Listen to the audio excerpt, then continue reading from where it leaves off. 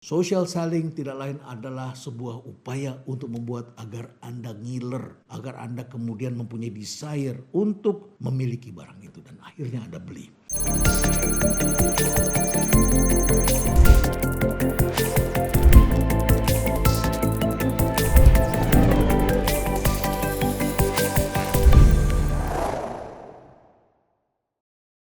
Tante Lala, bukan tante-tante. Usianya masih sangat muda, kelahiran tahun 1995. Tetapi di TikTok dan di sosial media dia memperkenalkan dirinya sebagai Tante Lala. Namanya sendiri adalah Nurlela Yusuf. Usianya seperti tadi saya sebutkan, yaitu baru 26 tahun. Dan dengan logat khas dari daerahnya, dia mencoba untuk mengajarkan anaknya.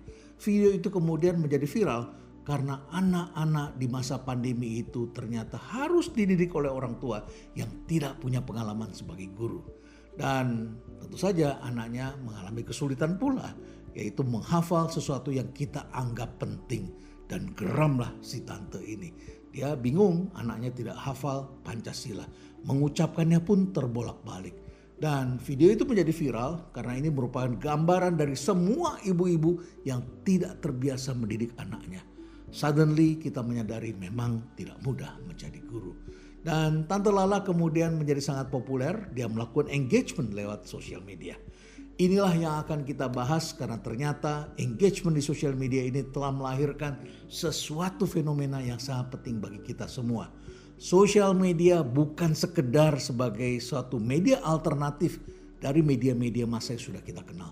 Tetapi ini adalah media untuk engagement di antara kita semua. Sama halnya dengan beberapa tokoh yang saya sebutkan belakangan ini. Yaitu misalnya Cici Chania. Ini seorang perempuan muda juga yang bekerja sama dengan kucing kesayangannya. Oh, saya gemas sekali melihat kucingnya. Cici Chania, you are great. Anda menunjukkan bagaimana caranya berkomunikasi dengan publik ketika hendak menjual baju yang harganya antara Rp20.000 sampai Rp30.000. Ya, tidak terlalu mahal tetapi menggemaskan. Kucingnya keren. Kucingnya disebut kucing Pororo. Saya juga baru tahu ini ada kucing namanya kucing Pororo. Kucingnya keren, bisa diajak bekerja sama, bisa diperintahkan dan kemudian bisa nampang pula di depan sosial media. Dan Cici kemudian mencium-cium kucingnya ketika diberikan pakaian aksesoris, lucu sekali. Anda kalau melihat video berikut ini saya kira Anda pun juga akan senang sekali, gemes sekali. Dan ternyata viewer video TikToknya itu yang sangat lucu dengan kucing Pororonya itu ditonton oleh orang sebanyak 12,4 juta orang. Dan Cici Chania mempunyai follower sekitar 1,7 juta. Pada beberapa videonya jumlah likes-nya bisa sampai hampir 200.000 orang. Ini luar biasa sekali. Dengan cara seperti itu maka Cici Chania bisa menghasilkan antara 30 sampai 42 juta rupiah. Demikian pengakuannya karena bisa menjual sekitar 1.500 pieces baju. Sedangkan di lain pihak Tante Lala dia mencoba untuk mereview produk dan menjelaskan kepada customer. Dia mempunyai 3,8 juta followers dengan gaya-gaya marah yang begitu genuine. Antara lain dia mencoba untuk memasarkan atau mereview sejumlah produk seperti shampoo misalnya. Dan pada saat dia mereview produk shampoo itu, dia juga menunjukkan dirinya begitu natural, bahkan jujur kadang dia memarahi orang yang menjual produk itu. Dan dia kemudian suatu ketika shampoo-nya dipakai oleh dia dengan menggunakan duster. Jadi dia membasahi rambutnya. Dengan cara seperti itu Tante Lala menghasilkan katanya sekitar 500 juta rupiah per bulan. Luar biasa sekali. Mudah-mudahan ini bukan flexing, bukan ngaku-ngaku jumlahnya sebesar itu. Kita berharap banyak sekali orang yang tentu saja menjalankan kegiatan ekonomi dengan baik, bahkan juga turut membayar pajak dengan baik. Karena katanya orang bijak membayar pajak. Nah, baik. Ternyata bukan hanya mereka, kita juga menyaksikan yang sangat fenomenal, yaitu Marcella. Seorang anak muda yang juga katanya suatu ketika mengalami kebosanan ketika akan menyelesaikan studi S1-nya. Lahirlah sebuah buku yang berjudul Generasi 90. Jadi dengan buku itu dia sudah mempunyai sejumlah follower. Sampai kemudian dia mulai membuat kata-kata mutiara. Kata mutiara itu diucapkan ada seperti tulisan tangan dan kadang-kadang disebarkan dengan desain-desain tertentu. Tak disangka katanya kata-kata mutiara itu kemudian menyebar, di-reposting oleh banyak orang. Sampai kemudian kata-kata mutiara itu kabarnya dia satukan menjadi sebuah buku yang juga judulnya NKCTHI. Luar biasa sekali ketika engagement dilakukan dengan baik. Apa yang terjadi ketika dilakukan PO dalam waktu 1 menit pada tanggal 8 Oktober 2019 terjual 800 eksemplar dalam 1 menit loh. Kemudian malamnya dilakukan lagi selama 6 menit terjual 4.000 eksemplar. Sehingga total selama 4 minggu konon kabarnya terjual 30.000 eksemplar. Ini mengerikan ini ya, karena saya sebagai seorang penulis buku membutuhkan juga waktu 1 bulan, 2 bulan untuk bisa cetak ulang. Untuk buku-buku yang fenomenal. Dan Marcella memiliki follower yang jumlahnya, kalau ini adalah IG untuk NKCTHI 1,6 juta. Kalau IG untuk personalnya hanya sekitar 150.000. Karena engagement dari buku itu dan juga cara-cara dia menyampaikan quotes-quotes itu, kemudian akhirnya diangkat ke layar lebar. Pada tahun 2020 film ini ditonton oleh 2 juta penonton. Apa yang mau saya ceritakan kepada Anda bahwa social media telah menjadi alat bagi sesuatu yang kita sebut sebagai social selling. Bukan sekedar selling tetapi social selling. Karena pada dasarnya manusia itu melakukan komunikasi sosial, berhubungan pada suatu kesempatan dan melakukan engagement dengan orang-orang lain. Bahwa akhirnya ada produk yang ditawarkan yang bisa diperjualkan, barangkali itu adalah suatu hal lain. Tapi intinya social media adalah alat untuk connect, untuk berhubungan, untuk membangun suatu hubungan yang bersifat a meaningful connection. Jadi ini bukanlah sekedar media biasa, tetapi memang ini adalah karakteristik dasar manusia, yaitu ingin membangun hubungan. Dan hubungan itu kemudian diperluas tidak hanya pada orang-orang yang kita kenal. Kita juga to connect with strangers, orang-orang yang tidak kita kenal, untuk memperluas circle kita. Dan kita mendapatkan pengakuan, pujian, dan barangkali juga adalah kerjasama. Kita bisa saling membangun satu sama lain. Baiklah, belum cukup sampai di situ ceritanya. Kita juga menyaksikan ada perempuan cantik, yaitu Tasya Farasya. Saya sangat mengaguminya. Dia adalah seorang beauty vlogger. Beneran saya sempat menyaksikannya, saya membuka-buka, beberapa kali muncul di laman saya dan akhirnya saya buka, saya melihat luar biasa perempuan ini. Dia adalah seorang beauty vlogger yang produknya yaitu MOP Beauty. Saya tidak tahu bagaimana cara bacanya, MOP atau Mop Beauty. Tetapi Mop Beauty ini sekarang followernya sudah mencapai 274.000. Sedangkan follower IG-nya sudah 5,2 juta. Kemudian dia juga membuat kopi namanya Golden Black Coffee. Followernya sudah 193.000. Kalau Mop Beauty ini sudah sampai nomor 4 terjual di Sociola. Jadi Sociola ini adalah sebuah marketplace tentang beauty product, kurang lebih seperti itu. Tetapi ini tidak bisa dijual kalau tidak ada namanya social selling.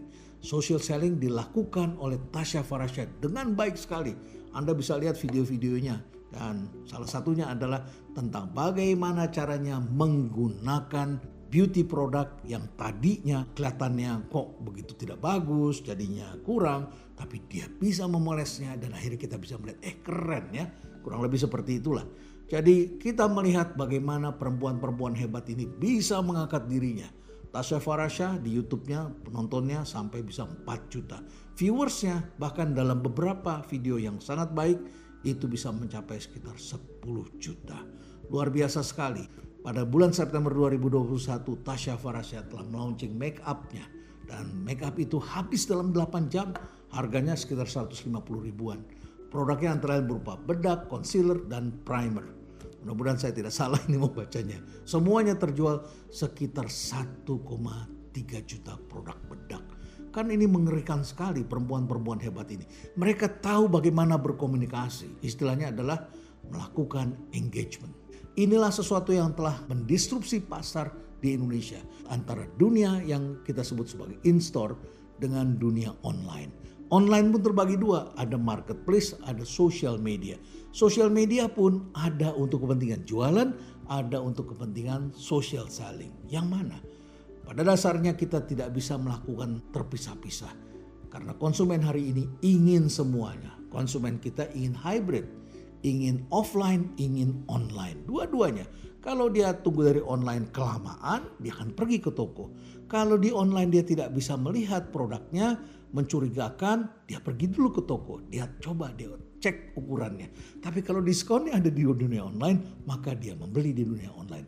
Akan terjadi sebuah proses yang kita sebut sebagai adu pandai antara pembeli dan penjual. Sama-sama saling adu pandai, dan penjual pun tetap memerlukan suasana ada di online, ada di offline.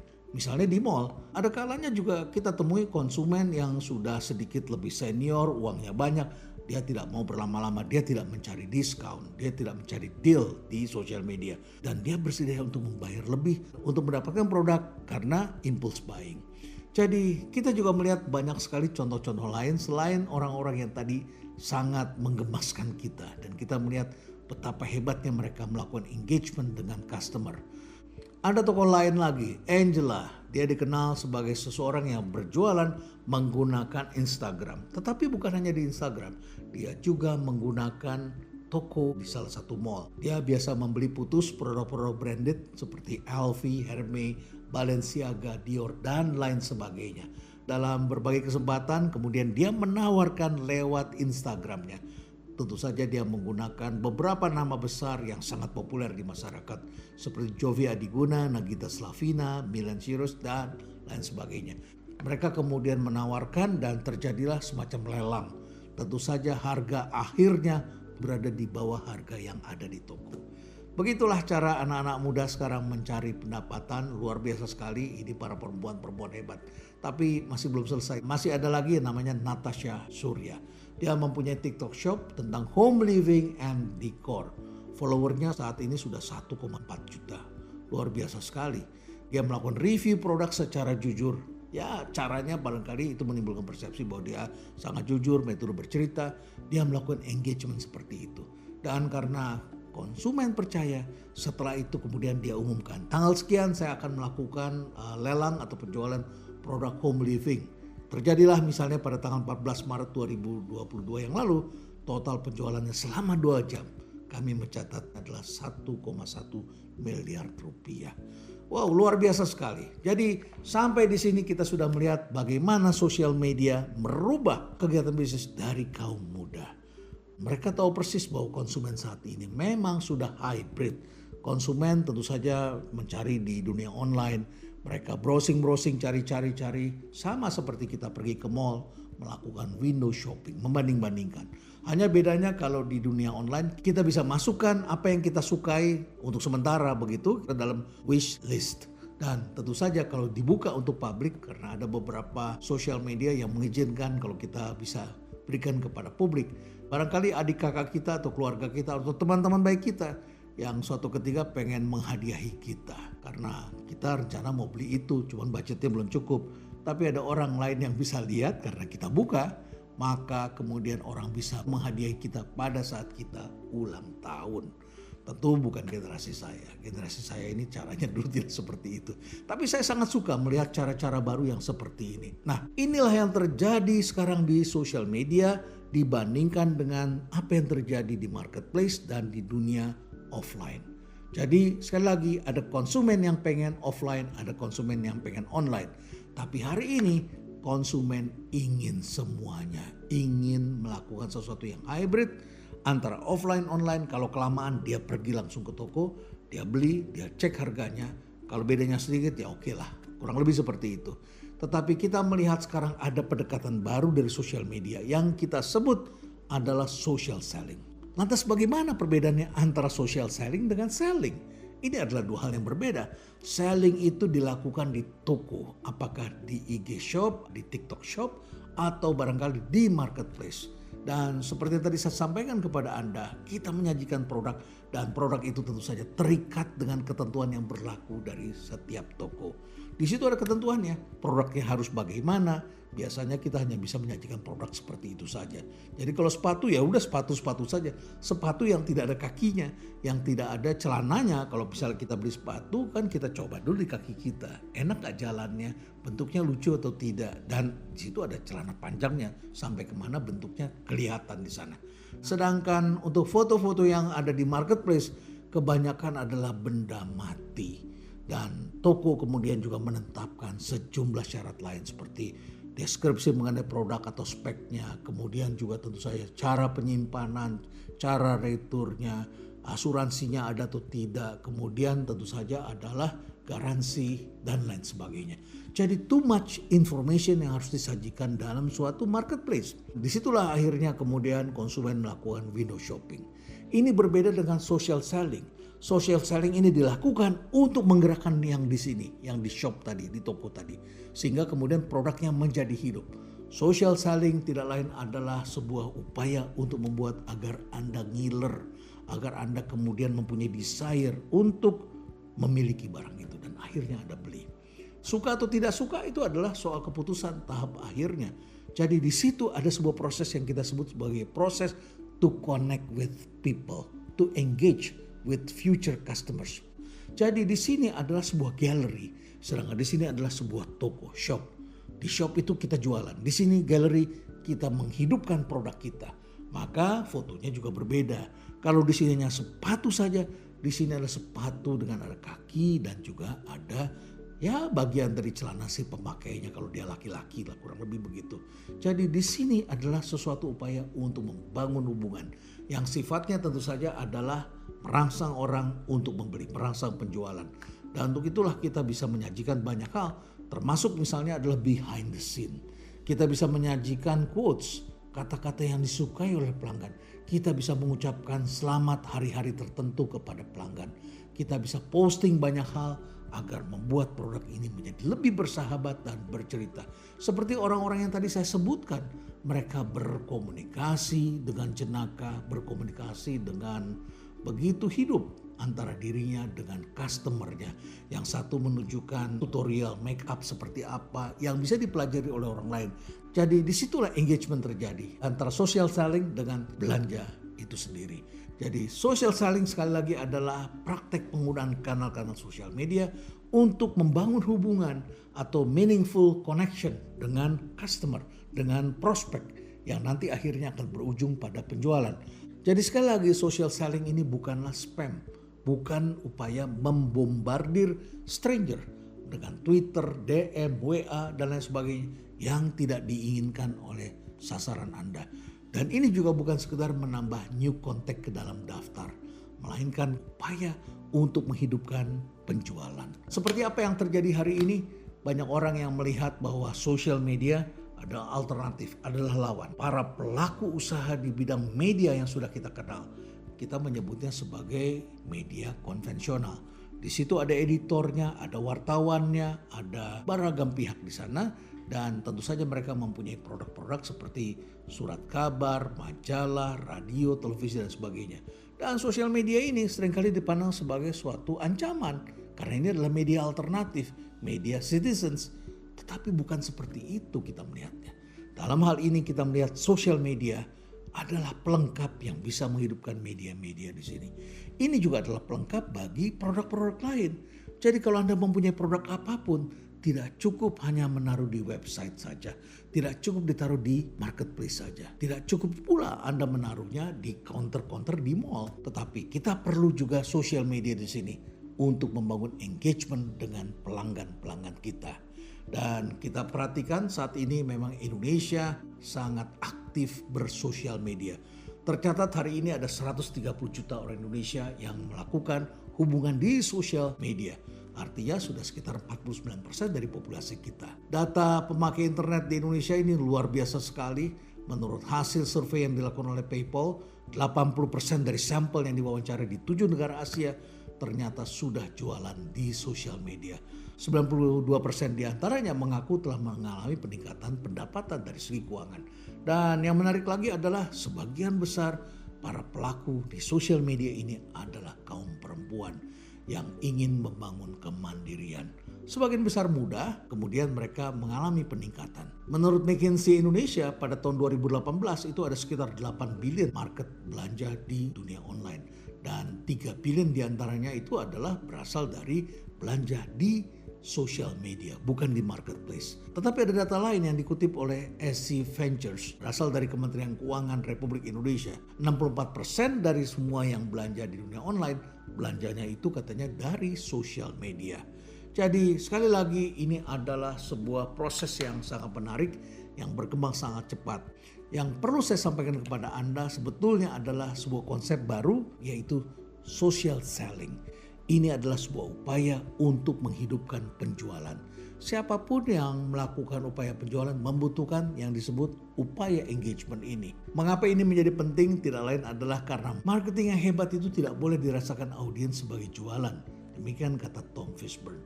Dan saya pikir ini ada benarnya. Karena marketing itu memang harus influence, harus persuasif. Dan kalau Anda jualan, kelihatan Anda jualan, ini akan bisa menjadi blunder. Dan orang akan kabur ketika mereka melihat ada udang di balik batu. Julio Viscovich pernah mengatakan bahwa social is not a place for a hard sell. It is a place to build trust and credibility. Stay relevant.